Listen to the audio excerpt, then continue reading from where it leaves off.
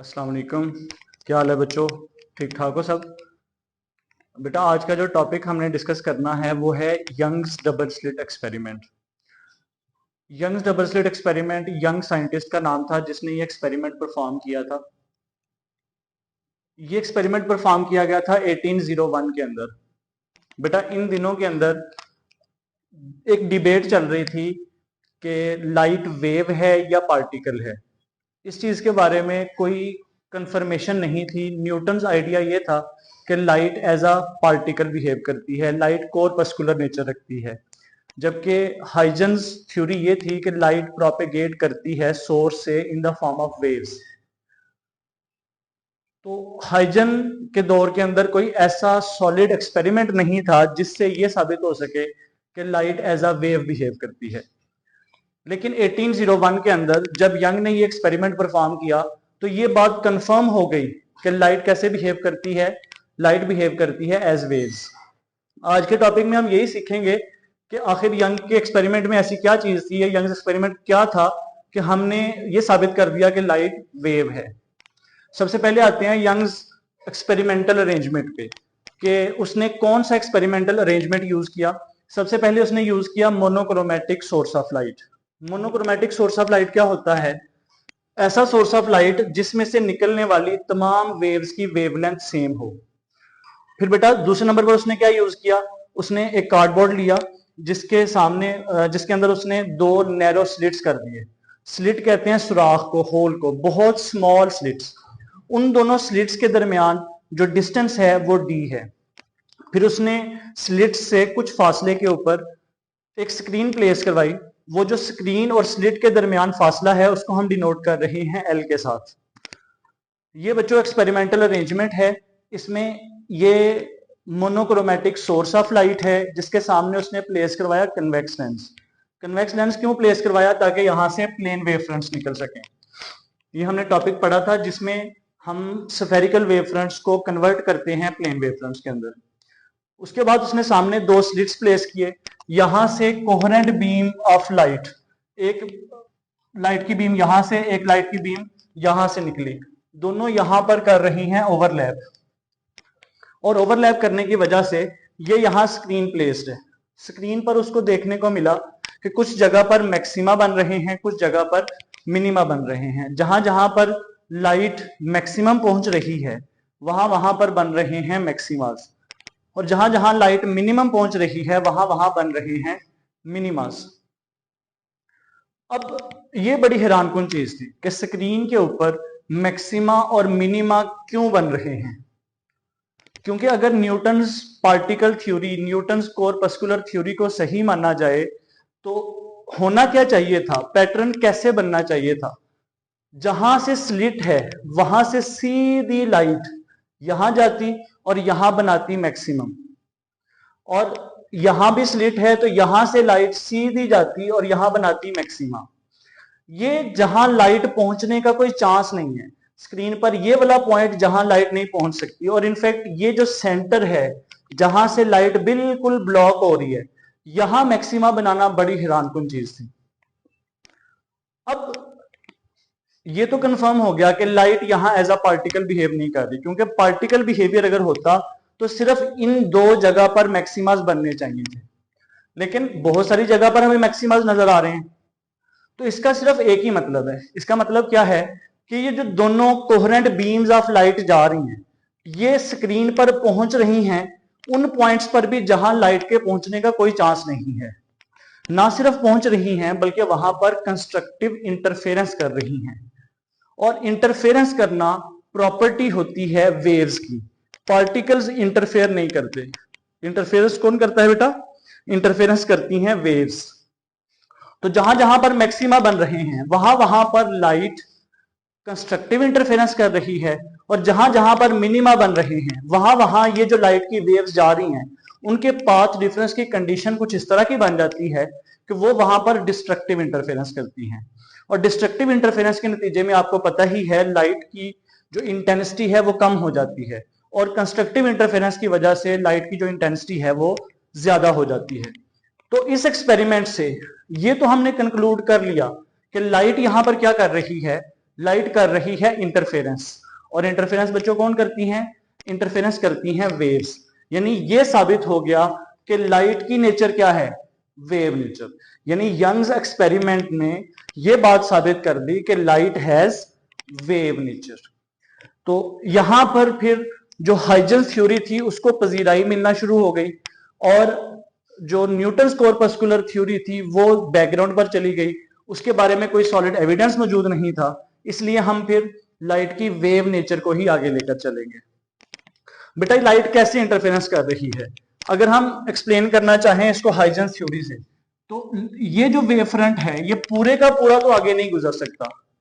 यहां से wave front आ रहा है, वेव फ्रंट का इतना इतना हिस्सा आगे पास करेगा, यहां से भी वेव फ्रंट का इतना इतना हिस्सा आगे पास करेगा, और हाइजेंस थ्योरी के मुताबिक every point on the wave front will act as a source of secondary wavelets. यानी वेव फ्रंट का जो हिस्सा आगे गुजर रहा है वो अपने अपने वेव फ्रंट्स बनाएगा, और वेव फ्रंट्स जब बनेंगे तो वो wave fronts source of light के जो wave front, point source of light के जो वेव फ्रंट्स बनते हैं वो स्फेरिकल वेव फ्रंट्स होते हैं। यानी ये यहां पर स्फेरिकल वेव फ्रंट्स बनेंगे। अब ये स्फेरिकल वेव फ्रंट्स प्रोपेगेट करेंगे, आगे फैलते चले जाएंगे टूवर्ड द स्क्रीन, और जब फैलते फैलते आगे स्क्रीन पर पहुंचेंगे तो ये ओवरलैप कर रही हैं। इन पॉइंट्स पर आपको क्लियरली नजर आ रहा है कि ये दोनों वेव फ्रंट्स क्या कर रहे हैं? ओवरलैप कर रहे हैं। और ओवरलैपिंग की वजह से जब वेव्स सुपरपोज करती हैं, कोहेरेंट वेव्स सुपरपोज करें और मोनोक्रोमेटिक वेव्स हों लाइट की, तो वो हमेशा इंटरफेयर करेंगी, और अगर इंटरफेयर करेंगी तो वो या तो इंटरफेरेंस कंस्ट्रक्टिव होगी या इंटरफेरेंस डिस्ट्रक्टिव होगी। जहां जहां पर कंस्ट्रक्टिवली इंटरफेयर कर रही हैं वहां वहां पर लाइट की इंटेंसिटी मैक्सिमम हो जाएगी, और जहां जहां पर डिस्ट्रक्टिवली इंटरफेयर कर रही हैं वहां वहां पर लाइट की इंटेंसिटी मिनिमम हो जाएगी। तो यंग ने इन ब्राइट फ्रिंजेस को नाम दिया मैक्सिमा का, और डार्क फ्रिंजेस को नाम दिया मिनिमा का। अब यहां से सवाल बच्चों के ज़हन में ये आता है कि ये जो सर सेंटर में स्पॉट बन रहा है ये मैक्सिमा क्यों है, ये मिनिमा क्यों नहीं है? तो उसको भी हम एक्सप्लेन करेंगे कि why central spot is bright.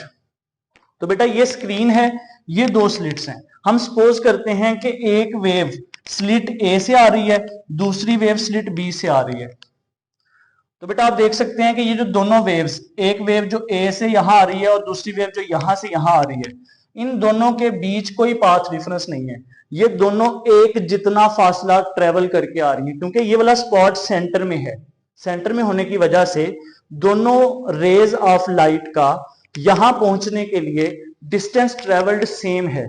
तो बेटा जब दो वेव्स के बीच पाथ डिफरेंस जीरो होगा, दोनों जब एक जितना पाथ ट्रेवल करके आएंगे, तो मेरा बेटा यहां पर क्रस्ट के ऊपर आएगा क्रस्ट और ट्रफ के ऊपर आएगा ट्रफ। और आपको पता है जब क्रस्ट के ऊपर क्रस्ट आता है या ट्रफ के ऊपर ट्रफ आता है तो ये दोनों वेव्स मेरा बेटा कौन सी इंटरफेरेंस करेंगी?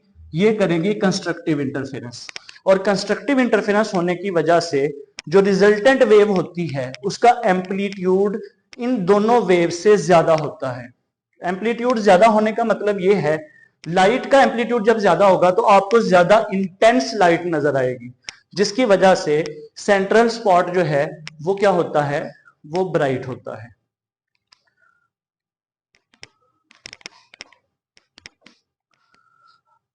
अच्छा बेटा ये पैटर्न हमें देखने को मिल रहा है जिसमें मैक्सिमास बने हुए हैं और मिनिमास बने हुए हैं। अब कुछ कैलकुलेशंस करनी है इससे रिलेटेड। जैसे इस टॉपिक के अंदर टोटल 3 तरह की मैथमेटिकल कैलकुलेशंस हैं। सबसे पहले हमने कैलकुलेट करना है पाथ डिफरेंस, मैक्सिमा के लिए भी और मिनिमा के लिए भी। यहां मैंने मैक्सिमा के लिए पाथ डिफरेंस कैलकुलेट किया हुआ है, यहां मिनिमा के लिए।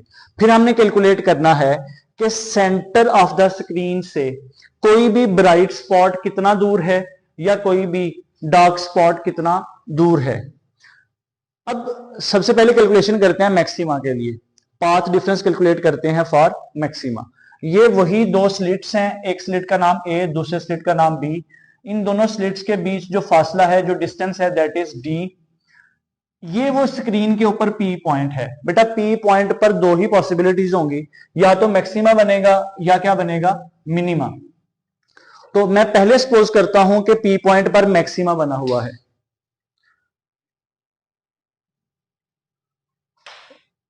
पहले ये सपोज करते हैं कि पी पॉइंट पर क्या बना हुआ है, मैक्सिमा। अब बेटा एक वेव मैक्सिमा बनाने के लिए एक जो रे ऑफ लाइट है वो स्लिट ए से पी पर पहुंच रही है, और दूसरी जो रे है वो स्लिट बी से पी पर पहुंच रही है। यहां पर पहुंचकर दोनों कंस्ट्रक्टिव इंटरफेरेंस कर रही हैं, जिसकी वजह से पी पॉइंट पर इस वक्त क्या बना हुआ है, मैक्सिमा। अब बेटा क्यों मैक्सिमा बना है, इन दोनों वेव्स में आपको क्लियरली नजर आ रहा है, एक रे है हमारी एपी और दूसरी रे है बीपी। आपको क्लियरली नजर आ रहा है कि जो रे ए से पी पर जा रही है वो थोड़ा फासला तय कर रही है, और जो बी से पी पर जा रही है वो ज्यादा डिस्टेंस ट्रेवल कर रही है। इसका मतलब यह हुआ कि दोनों वेव्स के डिस्टेंस ट्रेवल्ड में फर्क है, दोनों वेव्स में पाथ डिफरेंस मौजूद है। अब ये पाथ डिफरेंस कितना है वो निकालने के लिए मैं यहां से स्ट्रेट एक परपेंडिकुलर लाइन बीपी पर गिराता हूं। ये लाइन इस तरह से गिरानी है कि बीएपी और डीपी दोनों इक्वल हो जाएं। अब आप देख सकते हैं एपी और डीपी ये जो डिस्टेंसेस हैं ये दोनों इक्वल हैं। तो इस वाली वेव में, इस वाली रे में और इस वाली रे में कितना पाथ डिफरेंस है, यहां तक तो बेटा ये दोनों इक्वल है, यही पाथ डिफरेंस है दोनों के दरमियान बी डी, यानी इन दोनों वेव्स में बी डी पाथ डिफरेंस है। यानी जो हमारी रे बी पी है वो ए पी के मुकाबले में बी डी फासला ज्यादा ट्रेवल कर रही है। So B D is the path difference. अब हमने कैलकुलेट करना है B D. B D calculate करने के लिए यहां पर आपके सामने एक ट्राइंगल बनी हुई है, triangle A B D. Triangle A B D में बी डी मुझे कैलकुलेट करना है, और ये ए और बी के दरमियान जो डिस्टेंस है डी वो मुझे मालूम है। अब बेटा थीटा ये है, थीटा के सामने वाला परपेंडिकुलर होता है और 90 के सामने वाला हाइपोटेन्यूज होता है। यहां पर हमारा जो कंसर्न है वो परपेंडिकुलर और हाइपोटेन्यूज के साथ है। तो बेटा मैं ऐसी ट्रिग्नोमेट्रिक रेशियो यूज करूंगा टू कैलकुलेट बी डी जिसके अंदर परपेंडिकुलर और हाइपोटेन्यूज इन्वॉल्व हो। और परपेंडिकुलर और हाइपोटेन्यूज कौन से ट्रिग्नोमेट्रिक रेशियो में इन्वॉल्व होते हैं, दैट इज साइन थीटा। तो sine theta will be equals to perpendicular over hypotenuse.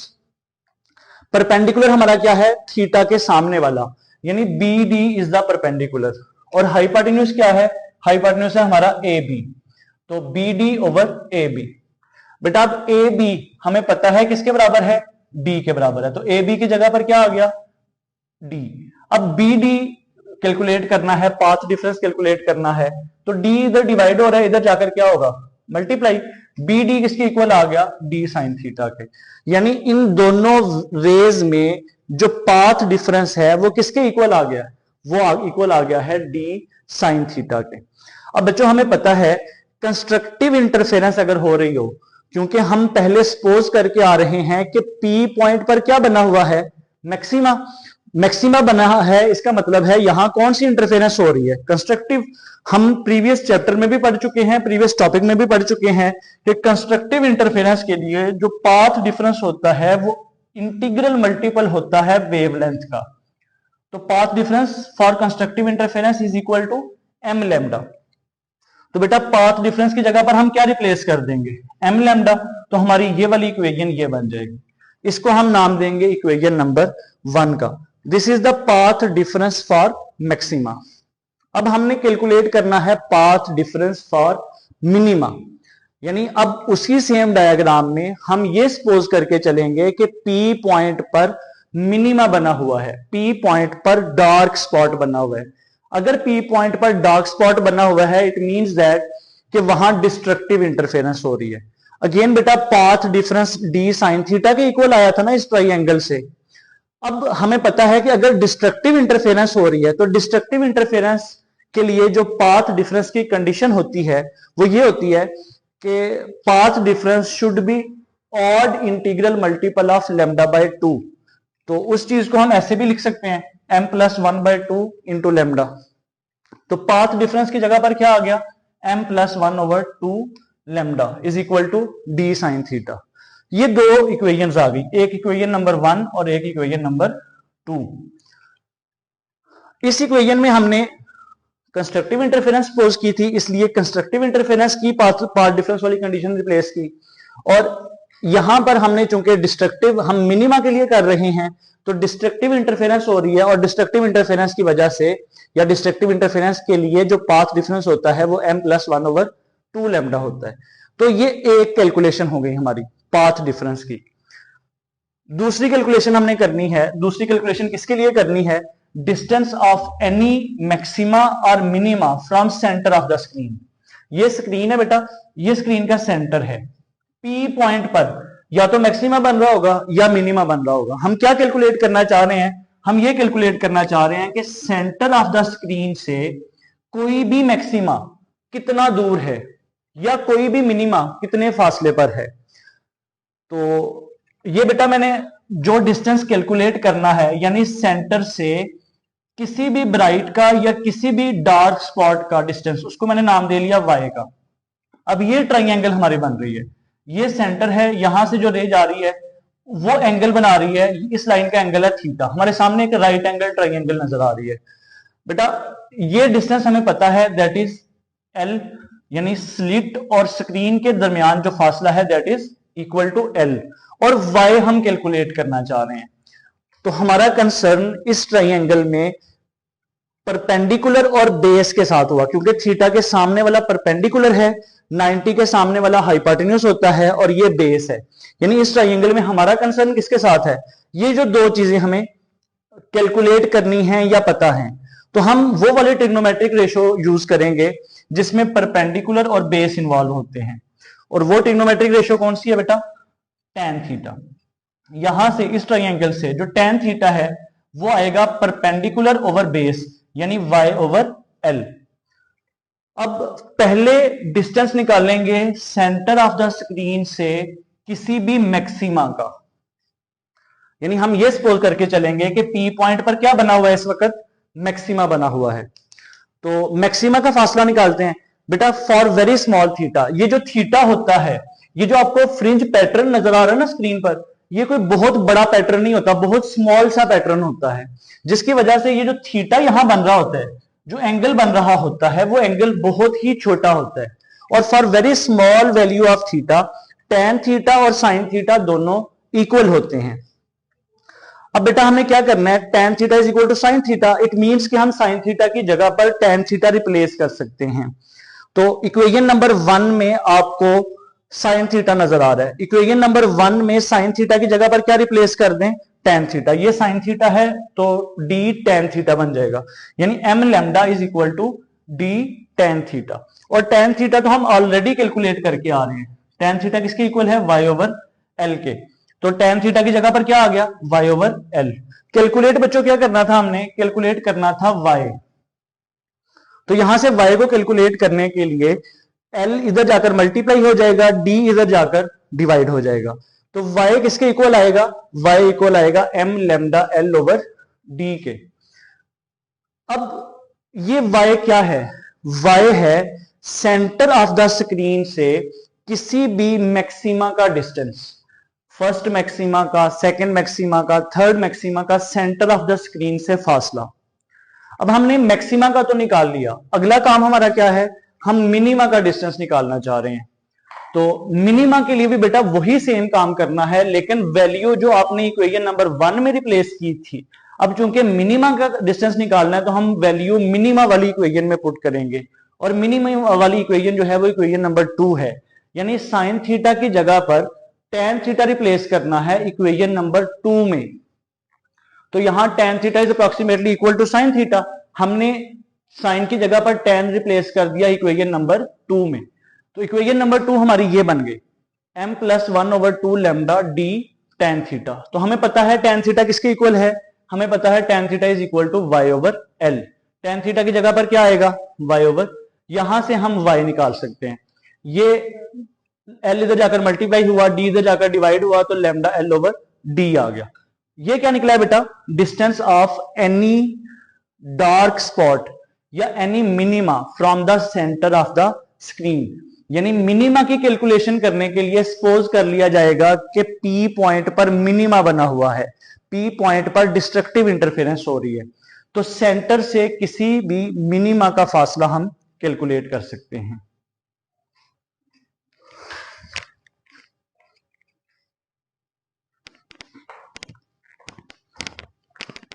अच्छा बेटा, इससे रिलेटेड हमने 3 कैलकुलेशंस करनी थी, 3 मैथमेटिकल फॉर्म्स थी इसकी। पहली 2 चीजें तो हम कैलकुलेट कर चुके हैं।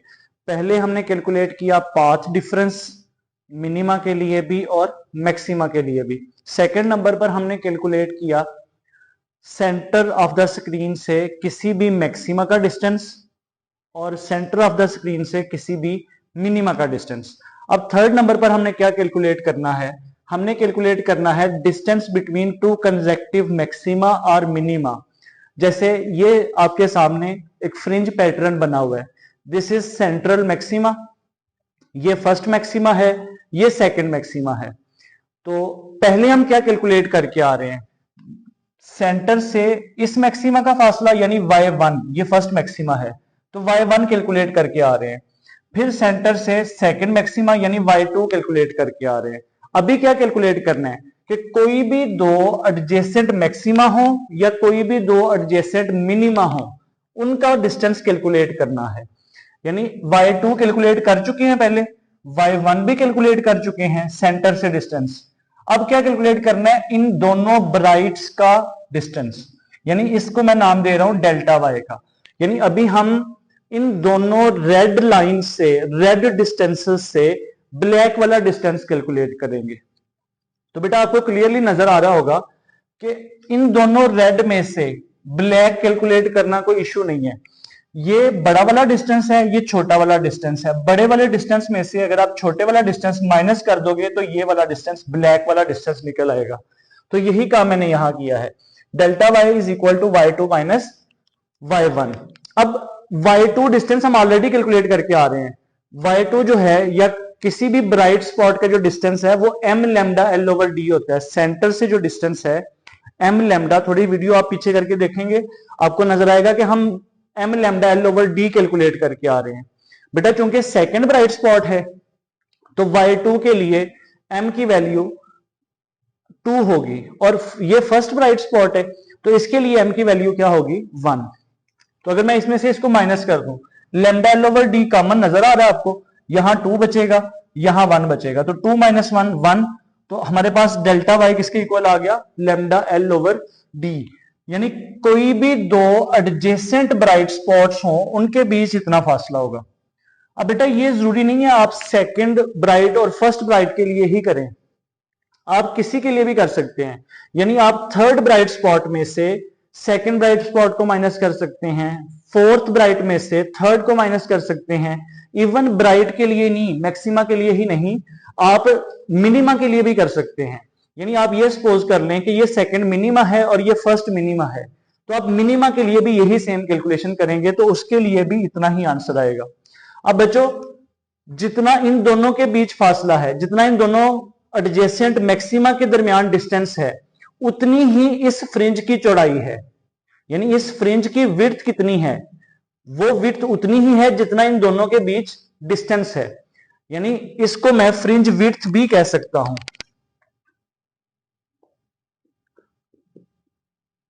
तो फ्रिंज की विड्थ निकालनी हो, यानी यंग्स डबल स्लिट एक्सपेरिमेंट में फ्रिंज की विड्थ कितनी होगी वो निकालने के लिए हम ये फार्मूला यूज कर रहे हैं, लैम्डा एल ओवर डी। अगला बेटा छोटा सा पॉइंट है कि डिपेंड किस पर करती है फ्रिंज विड्थ। बेटा डेल्टा वाई 3 फैक्टर्स पर आपको फार्मूले में नजर आ रहा है डिपेंड कर रही है। फ्रिंज विड्थ डायरेक्टली डिपेंड करती है वेवलेंथ ऑफ लाइट पर, यानी जो आप सोर्स ऑफ लाइट यूज कर रहे हैं उसके साथ डायरेक्ट रिलेशन है। अब बेटा जो वेवलेंथ है वो कलर पर डिपेंड करती है। ये हमारे पास विजिबल कलर का पैटर्न है, violet, indigo, blue green yellow orange और रेड। तो अगर आप ब्लू लाइट यूज करेंगे तो ब्लू लाइट का, ब्लू जो सोर्स यूज करेंगे, ब्लू की वेवलेंथ कम होती है, वेवलेंथ कम होती है, फ्रिंज विड्थ कम होती है। तो अगर आप ब्लू की बजाय रेड कलर यूज करना शुरू कर दें तो रेड कलर की चूंकि वेवलेंथ ज्यादा है, वेवलेंथ ज्यादा होगी तो डेल्टा वाई भी ज्यादा होगी। डेल्टा वाई ज्यादा होने का मतलब क्या है कि फ्रिंजेस की जो चौड़ाई है वो ज्यादा हो जाएगी, फ्रिंज विड्थ बढ़ जाएगी। जितनी आप वेवलेंथ बढ़ाते चले जाएंगे फ्रिंजेस की विड्थ उतनी ज्यादा होती जाएगी। दूसरा, फ्रिंज विड्थ डिपेंड करती है एल पर। एल क्या है, L is the distance between the slit and screen. L जितना ज्यादा होगा फ्रिंज विड्थ उतनी ज्यादा होगी। एल जितना यानी स्क्रीन को आप जितना क्लोज प्लेस करवाओगे स्लिट्स के, एल उतना कम होगा। एल जितना कम होगा फ्रिंजेस उतनी छोटी छोटी बनेंगी, फ्रिंजेस की विड्थ उतनी ही कम होगी। फिर फ्रिंज विड्थ थर्ड नंबर पर डिपेंड करती है डी पर। डी क्या है? डी है स्लिट सेपरेशन, यानी distance between two slits. D जितना कम होगा डेल्टा वाई उतना ज्यादा होगा, और डी जितना ज्यादा होगा डेल्टा वाई उतना ही कम होगा, यानी फ्रिंजेस उतनी छोटी छोटी बनेगी। तो ये बेटा टॉपिक था हमारा यंग्स डबल स्लिट एक्सपेरिमेंट। इसको अच्छे तरीके से पढ़िएगा, अच्छे तरीके से बार बार वीडियो को पीछे पॉज करके सुनिएगा। अगर कोई डाउट होगा तो वो लाजमी आप मेंशन कीजिएगा। Thank you very much.